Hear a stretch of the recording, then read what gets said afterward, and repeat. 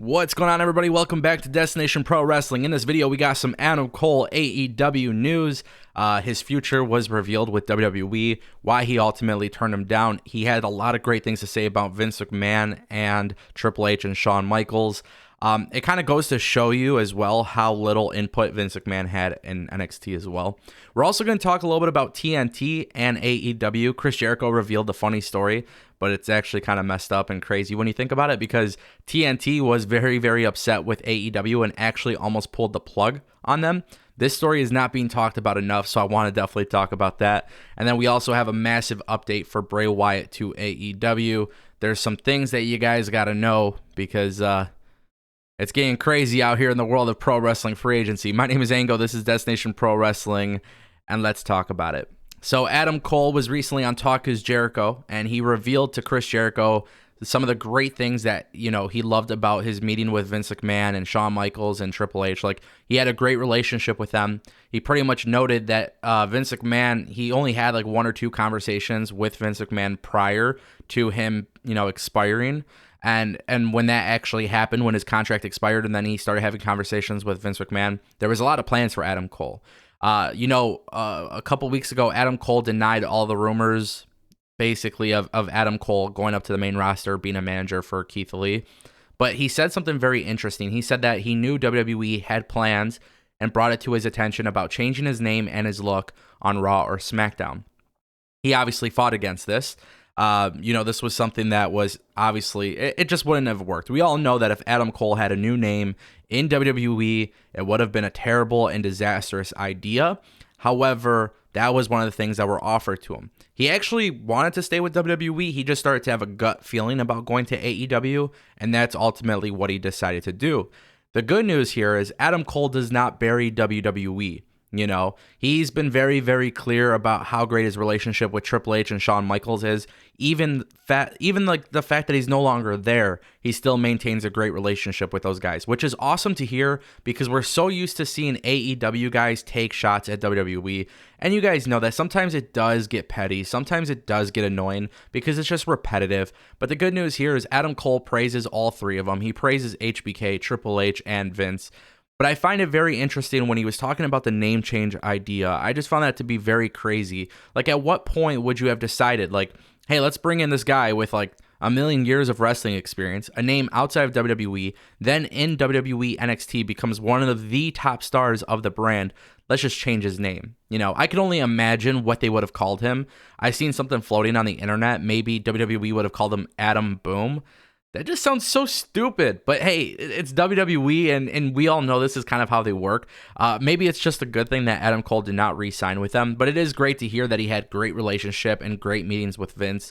And it's really cool to hear that he was actually very close to staying with WWE as well. It just kind of goes to show you, like, you know, obviously people are going to leave WWE. People are going to want to leave WWE. But for some of these individuals in WWE, they do have a great relationship with upper brass.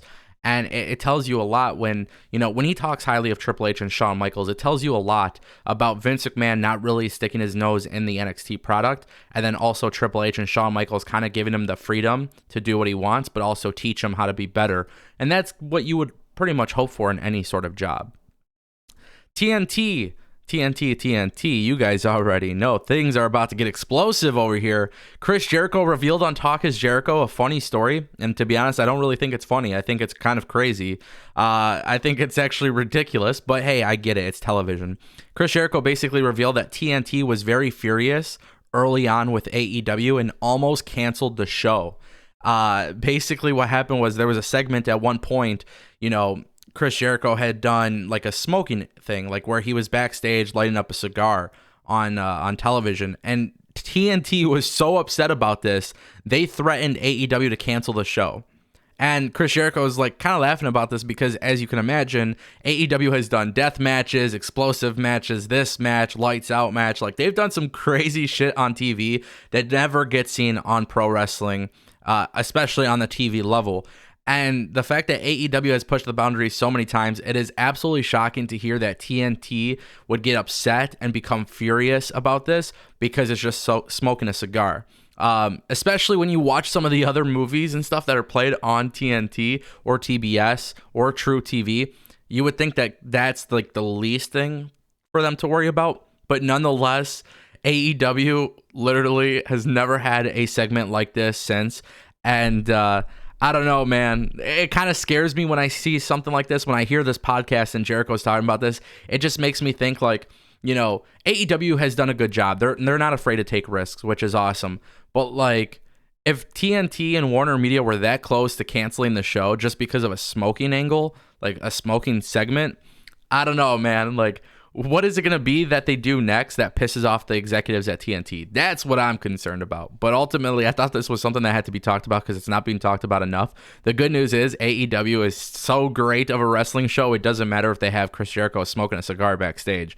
Like, it doesn't really enhance the product, but you guys already know about that.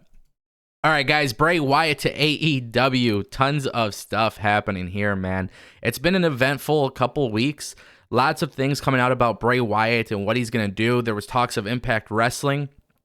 Even at one point, there was talks of WWE trying to bring him back.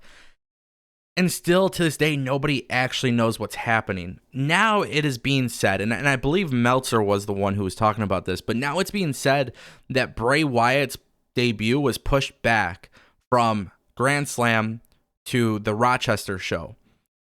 This is where things get tricky, though. He's still in the non-compete clause. I've been saying this for a long time. Non-compete clauses in WWE don't matter. You can get them approved by sacrificing whatever WWE owes you financially. So if WWE approves your request, they no longer pay you your downside guarantee and you can go do whatever the hell you want. Obviously, for a lot of these wrestlers, they are getting paid a shit ton of money to stay home, and that's why you never really see somebody get out of their non-compete. Bray Wyatt could be the exception here, especially with AEW having a show in Rochester, New York, the hometown for Brody Lee. We've seen a lot of dissension from the Dark Order. Now, also on top of that, we've been talking about Bray Wyatt joining the Dark Order. I still firmly believe if Bray Wyatt steps foot in AEW, that is what we're going to see. Maybe not as the leader, but we're going to see some sort of storyline there right off the get-go. And I have a very strong feeling that Bray Wyatt is not coming alone.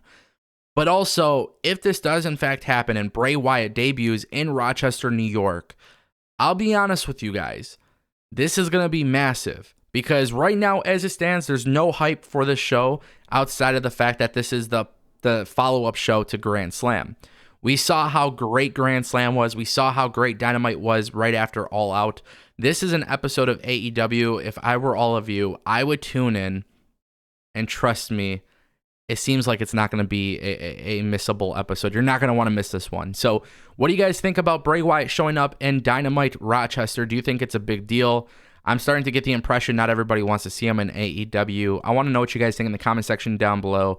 Let me know. Don't forget to subscribe, join the Discord. Lots of cool things happening. And I'll see you guys next time right here on Destination Pro Wrestling.